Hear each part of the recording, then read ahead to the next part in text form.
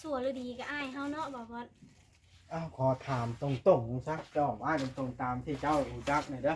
ตอบตรงๆรถอ้ายจะสิถามตรงๆลักๆแล้วนี่รถคันนี้ชื่อมาให้เฮ็ดหยัง ชื่อมาให้ขี่ไปเฮ็ดงานยามฝนมันบ่มีวางไปบัดนี้ หนึ่งเหตุงาน แต่ว่าบ่มีแล้วก็คือว่าเอา จอด ตัว ไว้ เหตุงานนั้นตัดออกก่อนสองนี่แบบว่าให้ขี่น้ำกันแบบว่าไปซื้อของอยู่ของกินอยู่สินะ 3ฝนตกบ่ให้เอาออกจากเรือน อ้าวสิให้เฮ็ดอันใดซะ ฮะ ถ้าเพื่อนก็บ่ให้ขี่ สิมีหากไปจังแม่นนั่นน่ะเอาขึ้นไปหิงพระบูชาเอา แบบมันยังแบบเป็นแม่นอยู่ซื้อรถให้ยังบ่เว้นเป็นการส่วนตัวของเฮานะอยากไปใส่ก็บ่ได้ไปทางอ้าย นั่นแหละจะว่าอันจะถามว่าชื่อมาให้เฮ็ดหยังเวลาก็ชื่อมาให้ขี่แม่นเหรอ ซื้อมาให้ขี่น้ำกัน ชื่อมาให้ขี่แบบว่าในทางที่จำเป็นที่ต้องไปใช้ชีวิตประจำวันแต่ละมื้อ ก็คือไปซื้อกับขอกับเขาวแบบว่าไปหาอยู่หากินกับแบบว่าไปกวางไปใกล้นะแบบว่าแต่อันนี้มันก็บ่มีเด้เฮาก็ต้องจำเป็นต้องใช้ อย่าลืมกดติดตามเพื่อเป็นกำลังใจให้ผมด้วยนะครับทุกคนขอบคุณมากๆครับ ต่อพี่น้องเอ้ยก็เรียบร้อยทางเสาเนาะ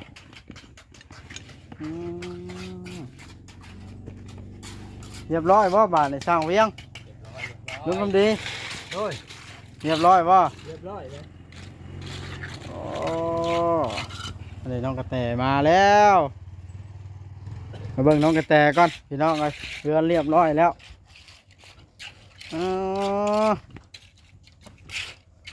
ไว้อลิบ่ฮอด10 โมงเช้าครับปกติบ่ทันตั้งเพิ่นว่าพากันแล้วพากันเฮ็ดแบบได้อย่างไวแท้ เฮ็ดบ่ได้เช้านี่แหละมาเช้าแล้วมาฮอดก็เฮ็ด มาฮอดแล้วเฮ็ดเลย แม่น เอาแล้วปกติ9 โมง 10 โมง เลยนัดกันว่าเฮ็ดแต่เช้าเนาะ มันได้รองานปูนเนาะ กับมันย่านฝนแน่แล้วเลยพากันเฮ็ดแต่เช้าแน่ อืม ย่านฝนทำลงมาเด้ย่านฝนมันหลายแนวเด้เจ้าได้เด้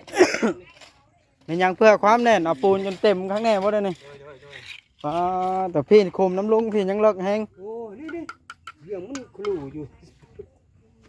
นี่ตีนเสาอยู่ทึก แต่หากันเฮ็ดคักแห้งอะหลีอันนี้ลุงทำดีบ่นี่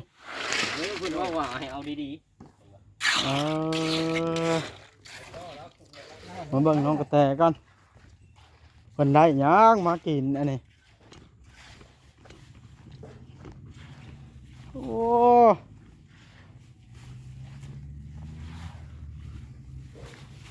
ของฝากเจ้า ฮะพานี่ก่อนของฝากว่าอุลิบ่ แล้วไปใส่เลย นั่นแหละนั่งให้สิถามเลย ถามอย่างนั้น คือว่าไอ้เห็นคอมเมนต์หลายน้องแต่ ร้าย ว่าสาเหตุที่ขายรถคันนั้นนะว่าเจ้าน่ะไปขี่หลายเพิ่นละให้แม่นบ่ ขี่ลายอย่างนี้ขี่เธอเดียว ฮะ ขี่เทื่อเดียวหนึงนะ ขี่เธอเดียวบ่บ่ได้ ว่าตรงๆรถใด ก็ตรงๆก็มีแต่ขี่ไปมือไปซีโน่นะมือว่าไปกวดเฮาหั่นดิมื้อนั่นแหละมือเดียวหั่นแหละขี่นะแล้วก็บ่ได้ขี่เลย แสดงว่าบ่แม่นสาเหตุที่เจ้าขี่ แล้วก็โทรมาลิดน้ำเฮาอยู่เมื่อคืนนี่แล้วว่าเฮาน่ะไปยืมรถลายแล้วเพิ่นนำมาขายว่ะ อันนั้นเราก็อ่านเบิ่งคอมเมนต์แต่ละคอมเมนต์ แม่นเลย ว่าเพิ่นขายนี่ยักยืมบ่แม่น ที่ยืนอย่างนี้มีก็ยืมมื้อนั้นก็ ว่าสิไปแต่มื้อนั้นแหละเพิ่นเจ้าของรถพาไปเฮ็ดเวียกแล้วก็บ่ได้ไปตื่นเช้ามามีจังได้ไป ต้องเว้าไปเนาะต้องเว้าใน FC ก็ได้อธิบายเพิ่นเข้าใจแล้ว FC อย่าให้ FC มองว่าเป็นคนบ่ดีได้แบบนี้ เทื่อเดียวนะมีก็ไปซีโน่นะมื้อน่ะเอามาแล้วก็ได้ล้างรถน่ะ ไปกวดออกไปกะ บ่เปื้อนสำรถเจ้าซ้ำ อ้าวแต่มือไปซื้อคอยอันนี้ก็คอยเว่าตามเห็นในคลิปเด้อ แม่ มือไปซื้อนะให้ขี่น้ำกัน มือไปซื้อเขาเว่า โอเคว่า กัน บ่ได้คือว่ามือไปซื้อให้ขี่นํกัน แล้วก็ไปเส้นใส่ใบอันนั้นแล้วว่ารถนั้น3ส่วนหรือว่าได้ขี่เบิดทั้งสองพาย โอ้ไผมีเวียกเราไป แม่นเพราะว่าเขียนลงมันมีในใบตัวนั้นน่ะ เอา คอมเมนต์ว่าคอมเมนต์ว่าว่าน้องแต่ยืมรถหลายกับผัวมันบ่แม่น ขี่เทื่อเดียวหนึงหักถ้าแม่นว่าคนคอมเมนต์ก็รับตาคอมเมนต์บ่แม่นบ่รับตา แต่ว่าเว้าให้ FC เข้าใจแจ้งๆเลยซะเนาะ แม่นยืมเทื่อเดียว ได้ขี่เทื่อเดียวครั้งแน่ เทื่อเดียวตั้งแต่มือซื้อมา บ่ได้พักแล้วอะ เอา ชื่อบ่ฮักน่ะ พักแก้ว คอยเลาะครับบ่ทีบแล้ว พักหัวป้อมนะ คอยหันกันใจญาติอยู่รถแล้วไปกินแหะน้ำมัน เก่ง บ่มี แน่บ่มีน้ำมัน แบบเติมมีใช่จ้ะ เติม ที่มาเจอ เฮ้ย ปั๊บ ย่านแม่นั่นฮอดท่าแขกน้อยเบิด ได้เยอะถาแขกเลยแม่มันนะ โย่เนาะ อะ ไป ไร สิกาบ่เคย นี่สิเป็นหยังแม่ โอ้ยว่าคันได้อยู่นี่ ถ้า หา บ่ ย มีพักหอมป้อมได้น่ะ เฮ็ดแซ่บๆเด้อคือซีมื้อเลย เกินลูกเวียงดอกสุดสีมือ จ้าเป็นอันนี้นี่น้องแต่ นี่ แล้วคอยจังว่า เมเจอรี่เราก็ส่งมาให้เบิ้งเลยเนาะเราส่งมาแล้วเราโทรมาโทรไปหลินนำเราเสร็จมาแล้วก็โทรไปหลินนำเรา ส่งคอมเมนต์ว่า แม่น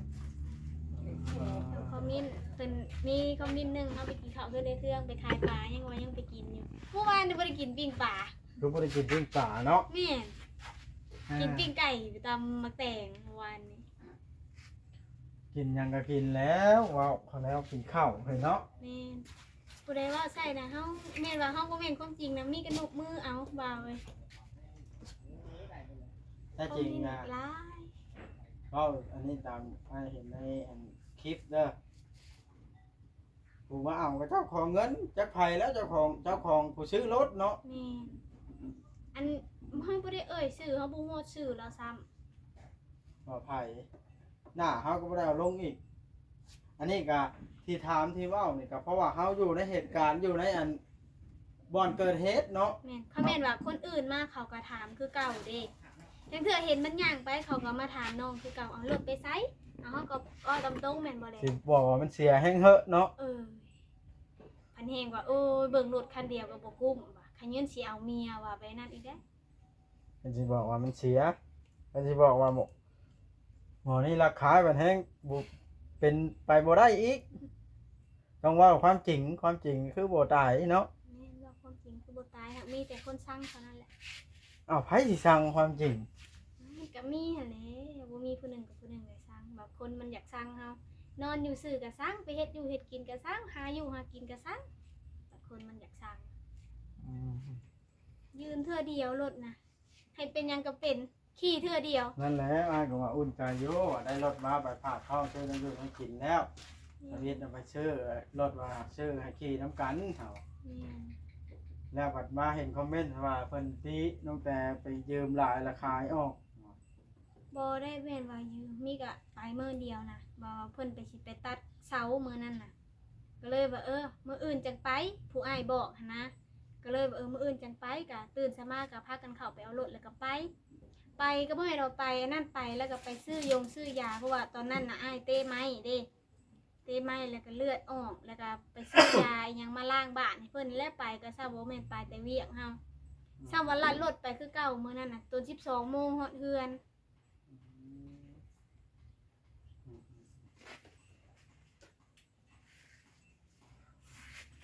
คิดถึงได้น้องแต่มีคนว่าแบบนี้ทั้งๆที่บ่แม่นความจริง แกยะคือเฮาว่าแหละผู้คอมเมนต์น่ะก็รับตาคอมเมนต์ อยากให้บ่ อยากให้เก็บไว้ในใจเฮานี่แหละ คอยยกมือเอารถคอย ยกมือย่อขึ้นหัวแล้วบ่แม่นเลย ซอยน้ำเราลนเราใต้ที่ใต้ไปเกี่ยทีมที่ก็เน่าเขาก็เลยว่าทำบุญไปน้ำมันใต้ก็คือว่าตอนนั้นแหละบุญที่เราเฮ็ดให้มัน แบบโอ้ยเราหลายสิ่งหลายอย่างนะแต่เฮาบ่อยากเว้ามาซื่อๆเมื่อย แล้วแบบนี้ไปกับอันนั้นเนาะเพิ่นก็ย่างไปบาดน่ะอ้ายเจ้านะ ยังไป กินของบ่มีก็ยังมายืมนี่หนีอยู่ตลอดนั่นแหละเป็นพวกปลาพวกมีดพวกเงี้ยงก็ ถามว่าเครียดบ่ให้ก็บ่เครียดมีหยังก็กินนํกันคือเก่า เฮาก็บ่ได้ว่าหยังเลยเพราะว่าชั่วหรือดีก็อ้ายเฮาเนาะบอกว่า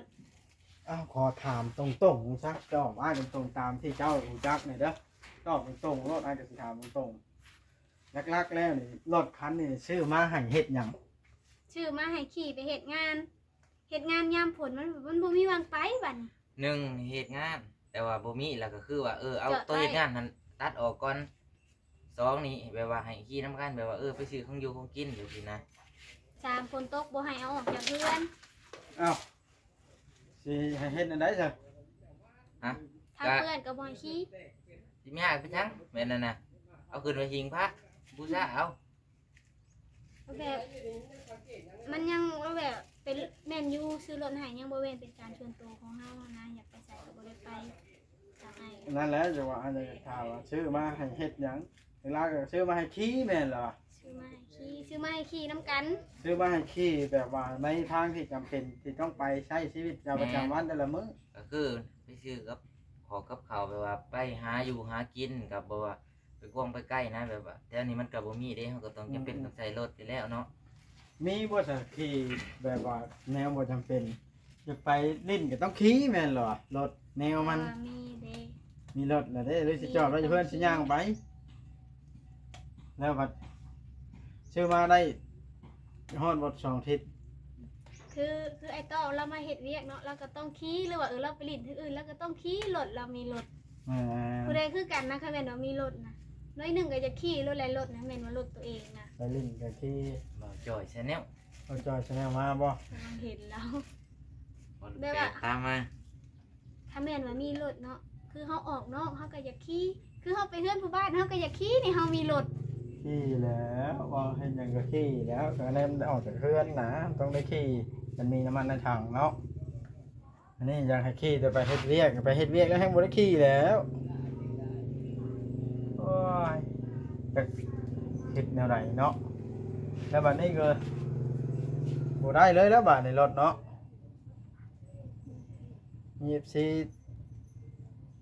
ถึงเลขให้นะแม่ จะยืมของบอบอส FC เอ้ยใครแน่แต่บอบอสให้ยืม ยืมแล้วแหล้วของอ้ายยามมันมาสิเป็นหยังคันยามมาบ่มาก็บ่ได้ยืม สิไปยืมเลยเนาะ อ่า มันบ่แม่นของตัวเอง พี่คันละ10,000เอามาพี่ แล้วอันมานี่ได้พาข้าวกินน้ำของยังจำมานี่ ยังบ่ เาะ ทันได้กิน ข้าว นะเมื่อคืนนี้ก็ว่า โอ้ นี่บ่จอยนะ นี่มาบ่จ่อยน่ะเปิดขนมให้เบิ่งดูน่ะว้าตัวบ่เห็นตะเหิง เอาบินเอา10,000ได้คันหนึงน่ะ10,000ได้ มาจอดบ่มีทางย่างแล้วจะพาหมดคอยไปพุ่นบ่มีทางย่างนี่ โอ้ย ทำขึ้น ลูกเลยไว้ลูกของไอ้พวก โอ้ยแนวไหนทางย่างเขาสิมาจอดกันนี่ จะลงไปจอดในตลาดเซโนหรอคะที่จะจอดแบบนี้น่ะ เอาเด้อพี่น้องบ่จอยสบายดีบ่จอย สบายดี อันนี้บ่จ่อยน่ะ แม่นใช่เลยผู้หนึงนะ มัน แต่ ลูก ผู้ เพ ใด จเลย แล้ว น่ะ คอยเห็นตั้งแต่มื้อก็ไปไทยหน้าใส่ลุงเวีย พอลูกแพทย์บ่ได้มาบ่ได้ยังมากินตอนเช้าน้องแต่มื้อนี้เช้า กินข้าวปุ้น โอ้ซื้อข้าวปุ้นมา ไม่ได้หยุดได้กิน อืม สองขากแท้ไปถ่ายน้ำนี้ ขอสิไปอันนั่นก่อนเด้อไปเบิ่งเบาลิเฮ็ดกินกันซะนะ อยากถ่ายน้ำหรอวะ เอาก็สัมภาษณ์แล้วเนาะเอาโอเคเด้อน้องเด้อเอาขอบใจหลายๆอันเด้ โอ้ย อันตาในมีด้วย มันยัง เอารถบ่าวจ่อยออกร้านค้าครับ สิไป ซื้อนั่น เ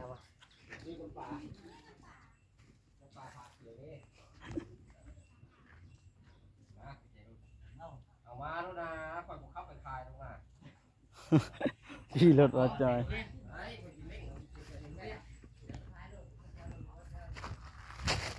เป็นไดลุงเนืองพักบ่บ้านนี่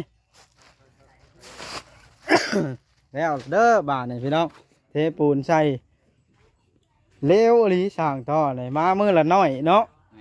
แม่นบ่รอมันแข็งนี่เฮ็ดต่อเลยได้ปูแป้นบ่บัดนี้ มืดไปแล้วเด็กปู เอ้ยได้ปูอยู่ดอกแป้นเนาะโอ้เบาที่ได้ยังมากินอยู่นี่ แล้ว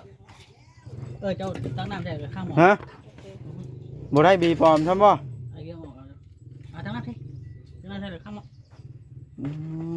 มมีดใหญ่แท้นี่ กัดบีดกันยังสิ ถ้าเทือง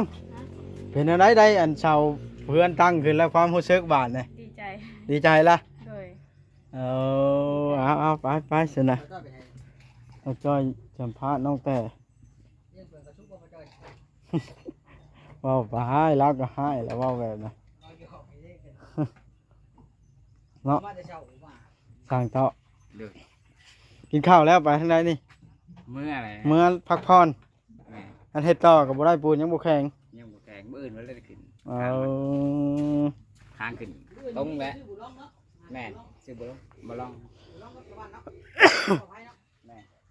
เอาตัว15อันแทกเบิ่ง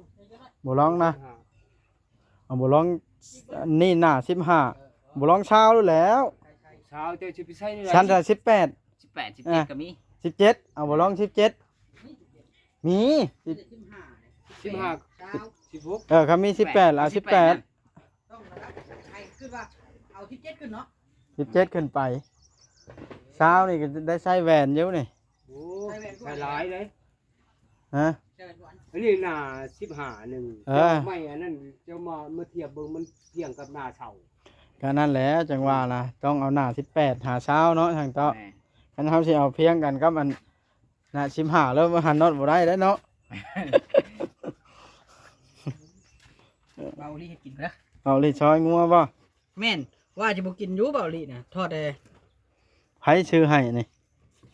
เบาลีโทรบอกแล้วน้องแต่ไปเอา เอา ตั้งแต่ ไปพอดีก็เลยบอกเพิ่นเอามาเลยนะ สินค้าลายเท่าไหร่เนาะ ชิมมึงกันไป ว่าจะบ่กินแล้ว ไปเบิกขึ้นเป็นอาหาร ว่าโอ้ยกินข้าวก่อนว่ะมื้อตั้งข้าวก็ต้องเอาอาหารนี่แน่ว่ะข่อยบ่ได้เกลียดแล้ว อืม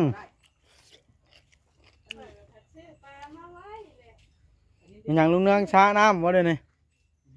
อย่ามัน น้ำปูนเดี๋ยวมัน งั้นมันก็แห้งแล้วเนาะลุง มันแห้งปุ๊ มันลงไปมันงามเลยอันนั้นมันเหลื่อมหมด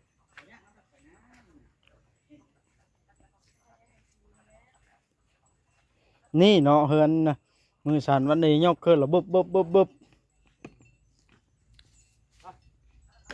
จับกล่องบ่เด้อ หืม จับกล่องบ่ แม่นเฮ็ดบ่ได้อย่าเฮ็ดได้ลุงเอ้ย